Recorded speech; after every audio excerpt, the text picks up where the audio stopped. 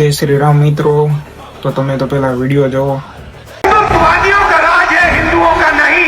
और हमें एक बार फिर इन हिंदुत्ववादियों को बाहर निकालना है। लोग मंदिर में जाते हैं, मत्था टेकते हैं, वही लोग आपको बस में छेड़ते हैं। छठ पूजा का ड्रामा करना है। हिंदू धर्म में कहीं भी पत्थर रख दो, एक लाल झंडा रख दो, पीपल के पेड़ के नीचे मंदिर बन गया।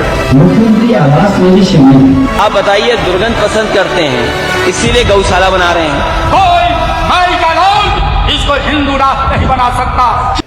कि मित्रों तुम्हें જોયું માં वीडियो कि હું આ वीडियो पर બે शब्द कहवा मांगू कि मैं उस मूर्तियों की पूजा करता था इसलिए तुमने वो मूर्तियां तोड़ी। मैं उस मंदिर की पूजा करता था इसलिए तुमने मंदिर तोड़े।